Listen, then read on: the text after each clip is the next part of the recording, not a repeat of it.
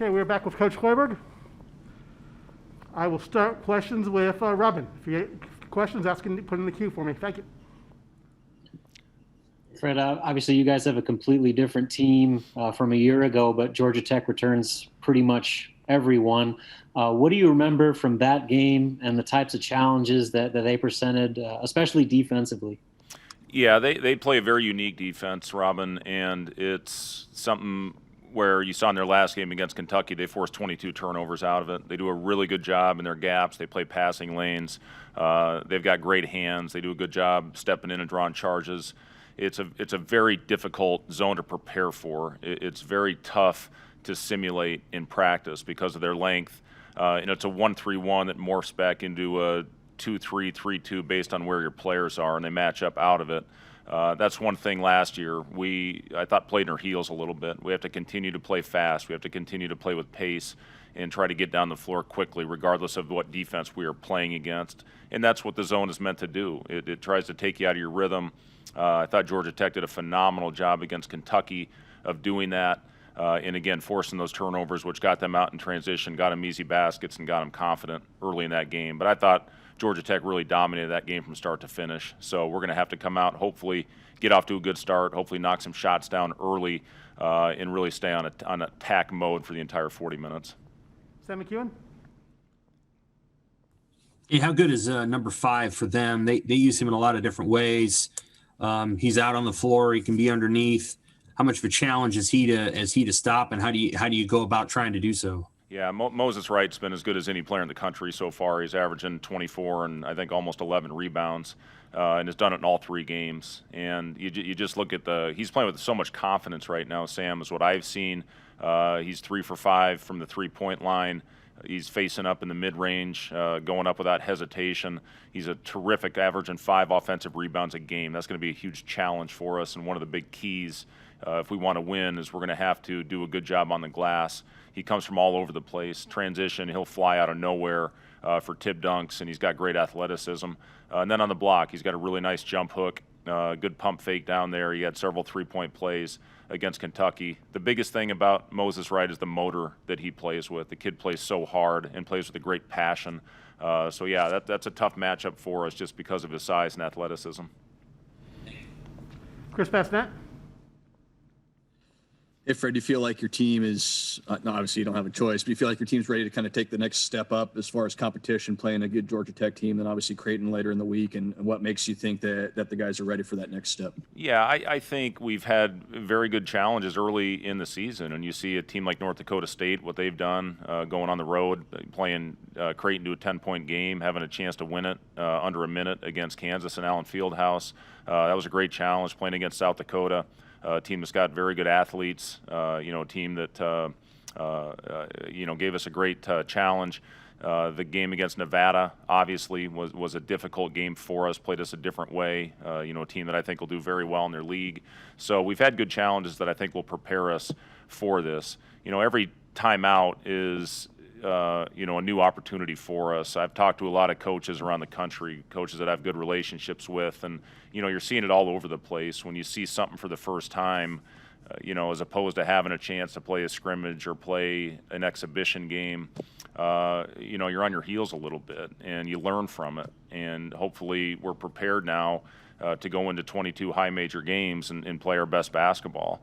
Starting with this game in the ACC tomorrow, then a great team, top 10 team in Creighton with a one-day prep, and then having 20 Big Ten games. So we're going to have to play really good basketball to have a chance to win these games. But I'm confident in our group. I love their mentality. I've talked about it a lot, with their passion for the game and their commitment to this game, commitment to their craft. And I'm confident we're going to go out and compete every night. It will be good enough, I don't know, but we're going to go out and compete every time we step on the floor. Kevin Suits? Fred, schedules are so bizarre this year. There's not many non-conference games, no matter what league you're in. But yet somebody made a point to make sure that the Big Ten was still playing the ACC in this challenge, and this series would continue. Why do you think that was the case? And the schedule makers, why do you think that they remained committed to this despite everything that's going on? Well, it's a big game. It's arguably the 2 best leagues in the country going at it, and the opportunity to be on national television, to play these showcase games. You see the games that are being played tonight. You have some phenomenal matchups. You got a couple more great matchups tomorrow, and then unfortunately you've had a couple games that are postponed right now that we'll see if they get back on the schedule. But it's a great event. It's a phenomenal event. Hopefully we'll do all our part and go out and play well tomorrow and give ourselves a chance to win. Michael Bruns? Fred, what did you guys kind of get out of that, I guess, unexpected break that you had? I mean, what did you kind of focus on? And I guess as a follow-up, are you guys looking for a replacement game for that, or how are you kind of handling that? Yeah, I mean, it was a disappointment, Michael, obviously, for our guys. They were in the weight room when the word came out that the game against South Florida had been canceled due to a staff member coming down with the virus, and then we made the decision that it was best to not take any chances. And, that again, we knew the likelihood of something like this happening was very high. We anticipate that probably this isn't the last time that this will happen for us or for our league. So, it was deflating for the guys, and you had to manage it properly to get their minds right and get them prepared to go on to the next step when they lose an opportunity to go out there and compete. Everything you work for is for those game opportunities, and when you have the disappointment of one getting canceled in a shortened season already, it's a letdown for the players. So we went out and had an upbeat, more skill work type practice that day. We had a good, solid workout the following day, and then gave them the following day off because of the short turnaround that we're going to have this week. It was really our only time to take a break. So, it's just getting the mentality of our players where it needs to be to compete against the teams that we're going to be playing this week. And again, we've had 2 really good days of preparation. Hopefully have another sharp workout today, good walkthrough tomorrow, and go out and play well. Okay, we'll take about 3 more here. Let's put Matt Foster. Fred, I know your focus is on Georgia Tech, but I want to ask you about the Creighton-Nebraska rivalry real quick. How big of a game is that to you, knowing what it means to the fans in the state of both schools, and how much do some of the newer guys really understand how big of a rivalry it is between Creighton and Nebraska? Yeah, it's always fun playing in rivalry games. I was part of a great one in the state of Iowa growing up, playing for Iowa State. Playing 4 years against Iowa and then coaching in that same rivalry game for 5 years. So to have 9 opportunities to coach in a game that means so much to the state, it's a privilege and it's an honor to do that. So, obviously right now our focus is solely on Georgia Tech. You can't look by anybody, and, specifically a team of this caliber that's coming off an unbelievable performance. But certainly our guys know, they saw what happened last year, with just absolutely getting it handed to us. Creighton has a chance to be there at the end this year and, is a national championship contender with the players on their team. But right now, Georgia Tech is all we're focused on, and then, we'll worry about Creighton when we get that 24 hours to prepare for them. Sam McEwen? This is similar to Chris's question, but do you feel like your team is better equipped now to face the more talented teams? I mean, Lord knows you got a bunch of them in the Big Ten, but at times last year you guys would have 25, 30 good minutes, but then there'd be that 10 minutes where it was sort of a separator. Do you feel like your team has got more talent to be able to compete against teams like Georgia Tech and Creighton in the Big Ten that's coming? Well, I think our big thing, Sam, again, and I'll go back to when we first got this group together, and we went back to those individual workouts and small group workouts.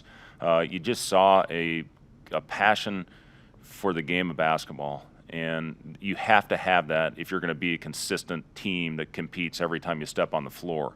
That's what this group is all about. You look at the length and the athleticism that we have with this group. I think it does give us an opportunity to compete. When I look at some of the things after, the loss against Nevada, or things that we needed to work on after some of our other performances, I've seen a dedication to get better. It's a very coachable group where you go into a film session, you say something directly to a person. It's not, nothing's personal with this group. They take it constructively and they get better from it. So just from a mentality standpoint, Sam, I think this group has what it takes to be a group that competes every night. And again, with the teams we're competing against and the talent we're competing against, is it good enough? We'll see. But I am confident that we're going to come out every night and give everything we have. We'll finish with Jake Padilla. Coach, Jose Alvarado didn't play against you guys last year. What kind of challenges does he provide as a senior point guard who does a lot of things for them? Yeah, he's very, the thing about him, he's the heart and soul of that team. He just because of the passion, the energy that he plays with, he's got great hands. He creates a lot of steals. He's the head of the snake in that zone. He'll pick you up at half court and really make you work right as you get over the line.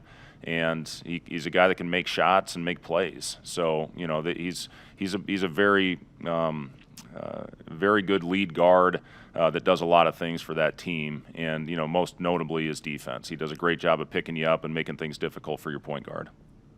We'll finish with Robin Washington. Fred, I just wanted to clarify. Did you say that you guys are looking to replace that Florida A&M game yet? Or we'll see how things go, Robin. Right now we feel we have flexibility with it, and we'll see how things go. These next couple games, but we'll see, Robin. Right now we don't have anything planned, but we do have flexibility, obviously, with having one more game in our back pocket. Thank you, guys. That will finish up, Coach. Thank you. We'll be responding. Thanks, sir.